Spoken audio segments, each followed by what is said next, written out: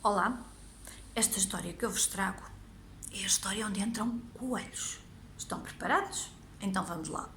Chama-se A História do Pedrito Coelho. É de Beatrice Potter, da editora Verbo.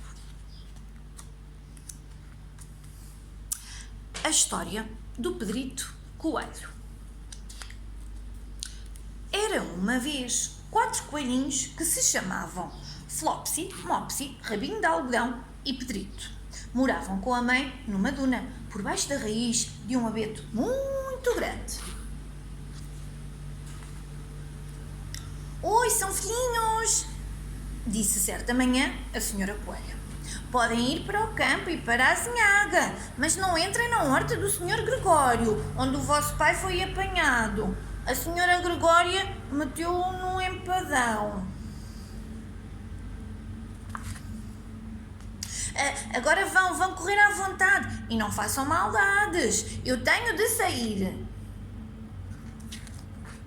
Então, a senhora Coelha pegou num cesto e na sombrinha e, atravessando o bosque, dirigiu-se à padaria. Comprou um grande pão de centeio e 5 pãezinhos com passas. Flopsy, Mopsy e Rabinho de Algodão, que eram uns coelhinhos muito bem comportados, foram colher amoras à azinhaga. Mas o Pedrito, que era muito maroto, correu direito à horta do senhor Gregório e esgueirou-se por baixo da cancela. Primeiro comeu alfaces e alguns feijões e a seguir comeu rabanetes. Depois sentiu-se um bocado agoniado e foi à procura de salsa. Mas, ao dar a volta à estufa dos pepinos, quem havia ele de encontrar? Nem mais nem menos que o senhor Gregório.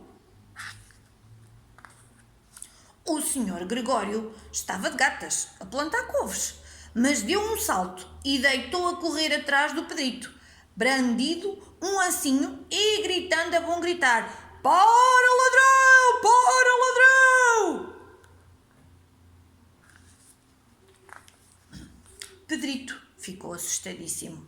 Andou às voltas na horta porque não se lembrava do caminho que ia ter à cancela. Perdeu um dos sapatos no meio das couves e outro no meio do batatal. Depois de os ter perdido, correu a 4 patas e muito mais depressa, e podia ter sido logo embora, se por pouca sorte não tivesse caído na rede das groselhas e ficasse preso pelos grandes botões do casaco. Era um casaco azul com botões de metal, novinho em folha.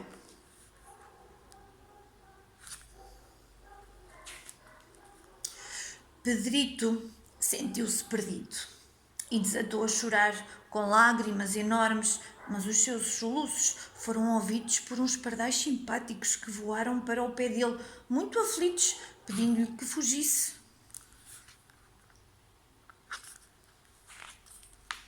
O senhor Gregório apareceu com uma peneira, na intenção de a deitar de repente em cima da cabeça do Pedrito. Mas Pedrito escapuliu-se mesmo a tempo, deixando ficar só o casaco.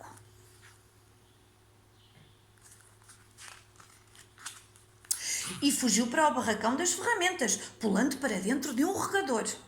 Teria sido um bom lugar para se esconder, se não tivesse tanta água.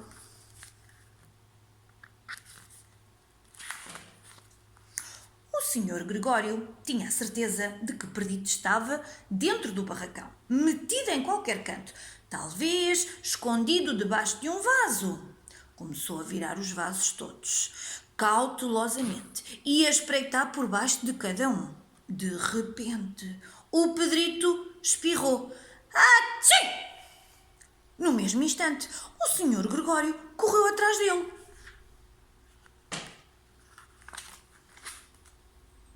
E ia já a pôr-lhe um pé em cima quando Pedrito saltou por uma janela, fazendo cair uns vasos de flores. A janela era pequena, demais para o senhor Gregório passar, e ele já estava cansado de correr atrás do Pedrito. Voltou então ao seu trabalho.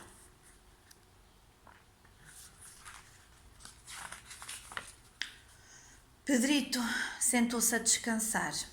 Estava sem fôlego e a tremer de medo e não fazia a mais pequena ideia do caminho a seguir. Também estava encharcado por se ter metido naquele regador. Passado um bocado, começou a se ir andar por aqui, por ali, tic-tic-tic, tic, tic-tic-tic-tic, sem correr, mas a olhar por todos os lados.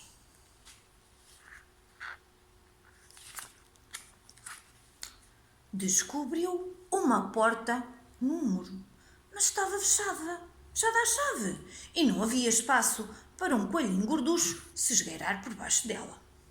Uma rata velha corria de cá para lá, entre a porta e o degrau de pedra, acarretando ervilhas e feijões para a família que morava no bosque. Pedrito perguntou-lhe o caminho para a cancela, mas a rata levava na boca uma ervilha tão grande que não pôde responder. Apenas abanou a cabeça. Pedrito começou a chorar.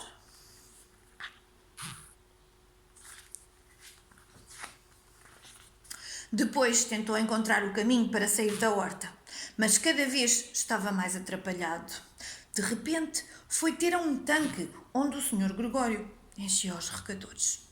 Um gato branco, sentado, muito quieto, tinha os olhos fitos nos peixes vermelhos.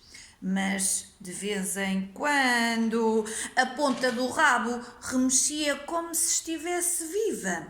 Pedrito achou melhor ir-se embora, sem falar. Tinha ouvido coisas sobre gatos que lhe contara o primo Casimiro Coelho.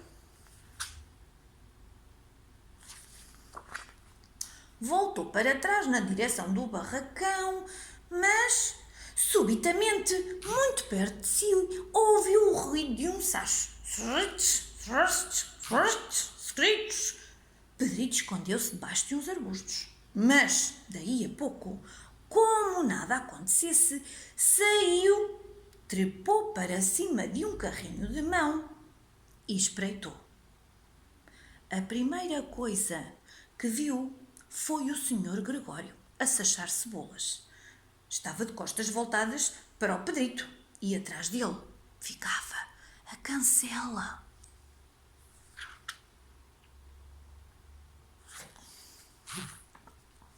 Pedrito desceu do carrinho de mão sem fazer barulho e deitou a correr o mais depressa que pôde para um carreirinho ao lado das groselheiras.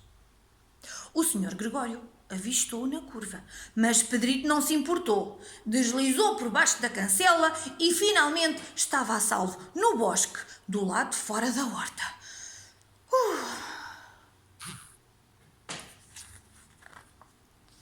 O Sr. Gregório pendurou num pau o casaquinho e os sapatos e fez com eles um espantalho para meter medo aos melros.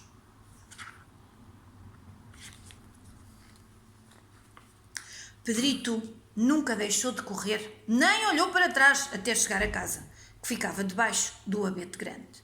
Estava tão cansado que se deixou cair na areia fofa do chão da toca e fechou os olhos. A mãe estava atarefada a cozinhar e cismou no que teria ele feito da roupa. Era o segundo casaco e o segundo par de sapatos que Pedrito perdia em 15 dias.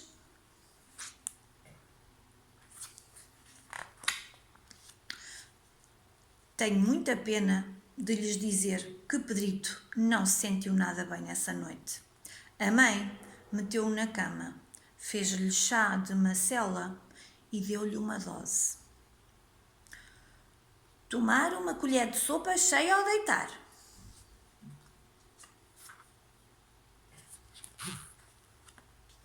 Mas Flopsy, Mopsy e Rabinho de Algodão, esses jantaram pão, leite e amoras.